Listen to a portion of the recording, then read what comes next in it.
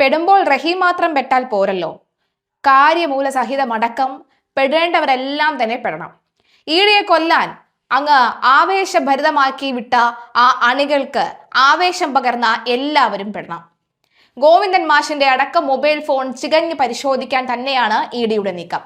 പ്രതിപക്ഷ നേതാവ് പിണറായി വിജയന്റെ വീട്ടിൽ റെയ്ഡിനെത്തിയ ഇഡി ഉദ്യോഗസ്ഥരെ ആക്രമിച്ചെന്ന കേസിൽ CPM കുരുക്കിലേക്ക് നീങ്ങുകയാണ്.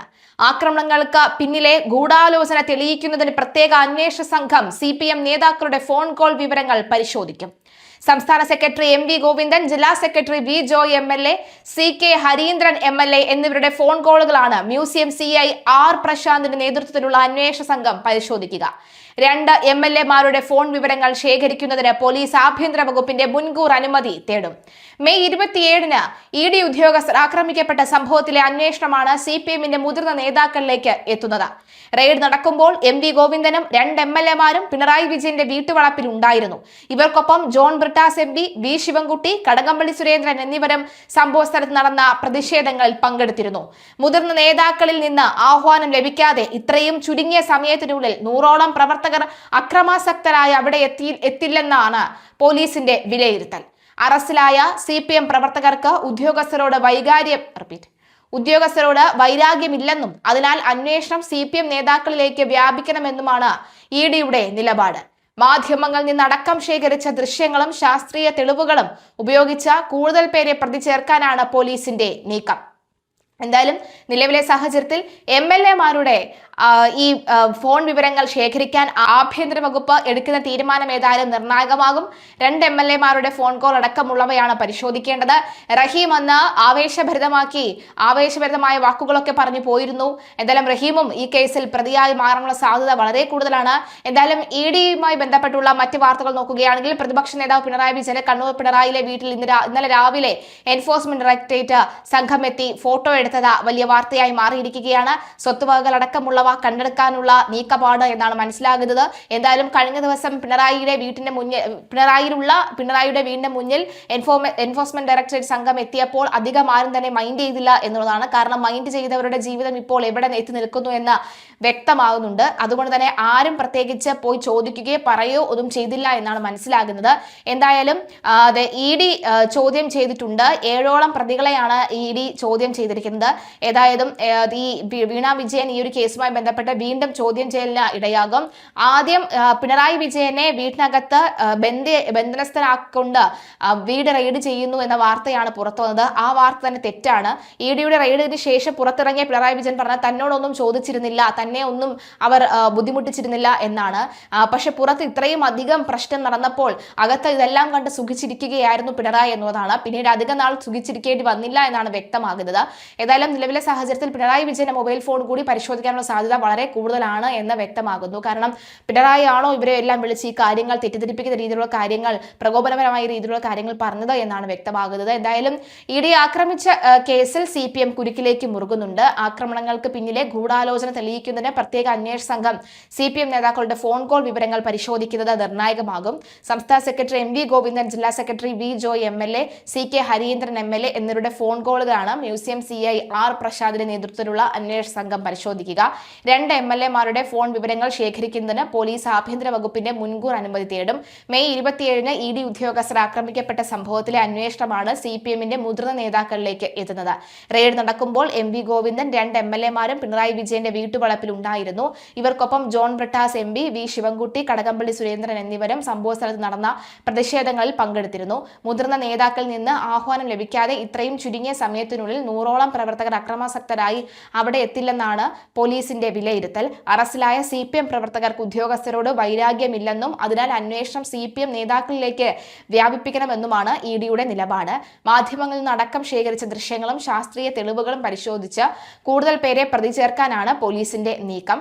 എന്തായാലും നിലവിലെ സാഹചര്യത്തിൽ പാളയം ലോക്കൽ സെക്രട്ടറി IP ബിനു ഉൾപ്പെടെ 10 പ്രതികളുടെ ജാമ്യാപേക്ഷ കോടതി തള്ളിയിട്ടുണ്ട്. ആക്രമണ ദൃശ്യങ്ങൾ പരിശോധിച്ച ശേഷമാണ് principal sessions judge S Naseera ജാമ്യാപേക്ഷകൾ തള്ളിയത്. ഗുരുതരമായ കുറ്റകൃത്യം കുറ്റകൃത്യമാണ് പ്രതികൾ ആസൂത്രണം ചെയ്ത് നടപ്പിലാക്കിയതെന്നും ഒരു കാരണവശാലും ജാമ്യം അനുവദിക്കരുതെന്നും special public prosecutor A Santhosh കുമാറും ED അഭിഭാഷകൻ സന്തോഷ് ജോസും വാദിച്ചിരുന്നു. പ്രതികളുമായി യാതൊരു മുൻ വിരോധവും ഇല്ലാതിരുന്ന സർക്കാർ ജീവനക്കാരെ അവരുടെ കൃത്യനിർവഹണം തടസ്സപ്പെടുത്തിയാണ് പ്രതികൾ കൊലപ്പെടുത്താൻ ശ്രമിച്ചത്. പ്രതികളുടെ പ്രവൃത്തി ലഘൂകരിച്ച് കാണാൻ കഴിയില്ലെന്നും അക്കാര്യം കോടതി ദൃശ്യങ്ങൾ പരിശോധിക്കുമ്പോൾ ബോധ്യമാകുമെന്നും പ്രോസിക്യൂഷൻ നിലപാട് സ്വീകരിച്ചിരുന്നു. ഇതിന് പിന്നാലെയാണ് ജഡ്ജി ദൃശ്യങ്ങൾ പരിശോധിച്ചത്. CMRL എക്സാലോജിക് വിവാദ സാമ്പത്തിക ഇടപാട് കേസിലെ അന്വേഷണം പൂർത്തിയാകുന്നതുവരെ പ്രതികൾക്ക് ജാമ്യം അനുവദിക്കരുതെന്ന് എൻഫോഴ്സ്മെന്റ് ഡയറക്ടറേറ്റും ആവശ്യപ്പെട്ടിരുന്നു. CMRL കേസിലെ അന്വേഷണ പ്രമുഖ വ്യക്തികളിലേക്ക് നീണ്ടാൽ പ്രതികളിൽ നിന്ന് സമാനമായ പ്രതിഷേധം വീണ്ടും ഉണ്ടായാൽ സാധ്യതയുണ്ട്. അത് അന്വേഷണം തടസ്സപ്പെടുത്തുകയും ഉദ്യോഗസ്ഥരുടെ മനോവീര്യം തകർക്കുകയും ചെയ്യുമെന്ന് ED അഭിഭാഷകൻ സന്തോഷ് ജോസ് സെഷൻസ് കോടതിയെ അറിയിച്ചിരുന്നു. മുൻ പബ്ലിക് പ്രോസിക്യൂട്ടർ കോടതിയെ തെറ്റിദ്ധരിപ്പിച്ചതുകൊണ്ടാണ് കേസിലെ 9ാം പ്രതി ഹരീഷ് കുമാറിന് നേരത്തെ ജാമ്യം ലഭിച്ചതെന്ന് സ്പെഷ്യൽ പബ്ലിക് പ്രോസിക്യൂട്ടർ കോടതിയെ അറിയിച്ചു. അന്വേഷണം ഏറെക്കുറെ പൂർത്തിയായെന്നും അതുകൊണ്ട് പ്രതികൾ റിമാൻഡിൽ തുടരേണ്ടതില്ലെന്നും മുൻ പബ്ലിക് പ്രോസിക്യൂട്ടർ ഗീനാകുമാരി പറഞ്ഞത് പോലീസിന്റെ അഭിപ്രായമായിരുന്നില്ല എന്നും സ്പെഷ്യൽ പബ്ലിക് പ്രോസിക്യൂട്ടർ പറഞ്ഞിരുന്നു. എന്തായാലും കേസിലെ പ്രതികൾക്കാർക്കും EDയോട് വ്യക്തിവൈരാഗ്യം ഉണ്ടായിരുന്നില്ലെന്നും എന്നാൽ അവരുടെ പാർട്ടിക്ക് വിരോധമുണ്ടെന്നും ED അഭിഭാഷകൻ വാദിച്ചു. പാർട്ടിയിൽ നിന്ന് പിന്തുണ ലഭിച്ചിരുന്നെങ്കിൽ പോലീസിന്റെ മാധ്യമങ്ങളുടെ മുന്നിൽ ഇത്തരമൊരു ആക്രമണം നടത്താൻ പ്രതികൾ ധൈര്യപ്പെടില്ലായിരുന്നു. ഉദ്യോഗസ്ഥർക്ക് അതായത് പാർട്ടി പൂർണ്ണമായ അംഗീകാരം ഒരു മൗന അനുവാദം നൽകിയത് തന്നെയാണ് ഇതിനെല്ലാത്തിനും കാരണമെന്ന് പറയുന്നു. പാർട്ടി പറഞ്ഞിരുന്നുവെങ്കിൽ ഒരുപക്ഷെ ഇവർ ED ആക്രമിക്കില്ലായിരുന്നു എന്ന് വ്യക്തമാവുകയാണ്. എന്തായാലും പരിക്കേറ്റിട്ടില്ലെന്നത് കുറ്റകൃത്യത്തിന്റെ ഗൗരവം കുറയ്ക്കുന്നില്ലെന്ന് കണ്ണിനും പരിക്കേറ്റിട്ടും വാഹനം ഓടിച്ച ടാക്സി ഡ്രൈവറുടെ മനോധൈര്യം കൊണ്ടാണ് ഉദ്യോഗസ്ഥർ കൂടുതൽ പരിക്കേൽക്കാതെ രക്ഷപ്പെട്ടതെന്നാണ് ED അഭിഭാഷകൻ വ്യക്തമാക്കിയത്. എന്തായാലും ആ പരിക്കേറ്റ ഡ്രൈവർ ശ്യാംരാജ് അദ്ദേഹത്തിന്റെ ജീവനോപാധി അത് വഴിമുട്ടി നിൽക്കുകയാണ്. അദ്ദേഹത്തിനെ CPM സഹായിക്കാമെന്നൊക്കെ തന്നെ പറഞ്ഞിരുന്നുവെങ്കിലും പിന്നീട് ആരെയും സഹായത്തിന് കണ്ടില്ല. അതുകൊണ്ട് ED തന്നെ അദ്ദേഹത്തിന്റെ 1,85,000 രൂപയ്ക്ക് പണി ചെയ്തിട്ടിരിക്കുന്ന ആ വണ്ടി തിരിച്ചെടുത്ത് കൊടുക്കുമെന്നാണ് നിലവിൽ മനസ്സിലാക്കാൻ സാധിക്കുന്നത്. എന്തായാലും ശ്യാംരാജിന് സാമ്പത്തിക സഹായം നൽകുമെന്നാണ് എൻഫോഴ്സ്മെന്റ് ഡയറക്ടറേറ്റ് നിലവിൽ അറിയിച്ചിരിക്കുന്നത്. CITU auto taxi union unit president കൂടിയായ തിരുവനന്തപുരം ശ്രീകാര്യം സ്വദേശി ശ്യാംരാജിനെ സഹായിക്കുമെന്ന വാഗ്ദാനം CPM പാലിക്കാത്തതിനെ തുടർന്നാണ് EDയുടെ ഇടപെടൽ. ആക്രമണത്തിൽ തകർന്ന 3 കാറുകളുടെ അറ്റകുറ്റപ്പണിക്ക് ഇൻഷുറൻസിന് പുറമെ ചെലവായ തുക നൽകുമെന്ന് ED കഴിഞ്ഞ ദിവസം അറിയിച്ചിരുന്നു. എന്നാൽ ആക്രമണത്തിന് 2 ദിവസം മുൻപ് ഫിറ്റ്നസ് തീർന്നതിനാൽ ശ്യാംരാജിന്റെ വാഹനത്തിന് ഇൻഷുറൻസ് ഇല്ലായിരുന്നു. അതിനാൽ ആവശ്യമായ തുക കൈമാറുമെന്നും രേഖകൾ സഹിതം അപേക്ഷിക്കാൻ ആവശ്യപ്പെട്ടിട്ടുണ്ടെന്നും ED deputy director S. Simi അറിയിച്ചു. ശ്യാംരാജിന്റെ അടക്കം 3 ടാക്സികളിലായാണ് ED സംഘം മേയിൽ പ്രതിപക്ഷ നേതാവിന്റെ വീട്ടിലേക്ക് എത്തിയത്. ഉദ്യോഗസ്ഥർക്ക് നേരെ ഉണ്ടായ ആക്രമണത്തിൽ കൂടുതൽ കേടുപാടുകൾ സംഭവിച്ചതും ഈ ശ്യാംരാജിന്റെ വാഹനത്തിനായിരുന്നു. അറ്റകുറ്റപ്പണിക്കായി 1,85,000 രൂപയാണ് ആയത്. വാഹനം ജപ്തി ഭീഷണിയിലാണെന്നും ഉപജീവന മാർഗത്തിനായി ശ്യാംരാജ് നിലവിൽ ഇപ്പോൾ ഒരു പെയിന്റിംഗ് പണിക്ക് പോവുകയാണെന്നുമായിരുന്നു പുറത്തുവന്ന റിപ്പോർട്ട്. എന്തായാലും എന്തുകൊണ്ടാണ് CPM സഹായിക്കാത്തതെന്ന ചോദ്യത്തിന് CPM ഒരു വിചിത്ര മറുപടിയാണ് നൽകുന്നത്. സഹായിക്കുന്നത് സ്വാധീനിക്കലാകും. സംഭവം നടന്ന് 1 മാസം പിന്നിടുകയും സഹായ വാഗ്ദാനം പാലിക്കാത്തത് വാർത്തകളാവുകയും ചെയ്തിട്ടും പാർട്ടി പ്രവർത്തകൻ കൂടിയായ ശ്യാംരാജിനെ ബന്ധപ്പെടാൻ CPM നേതൃത്വം തയ്യാറായിട്ടില്ല. ED ആക്രമണ കേസ് നിലനിൽക്കുന്നതിനാൽ തന്നെ ഇപ്പോൾ സഹായിക്കുന്നത് കേസിനെ സ്വാധീനിക്കാനാകുമെന്ന വിചിത്ര മറുപടിയാണ് നേതാക്കൾ മുന്നോട്ട് വെക്കുന്നത്. എന്തായാലും വിചിത്ര മറുപടിയുമായി നേതാക്കൾ എത്ര നാൾ പിടിച്ചു നിൽക്കുമെന്നതാണ് ഇനി അറിയേണ്ടത്.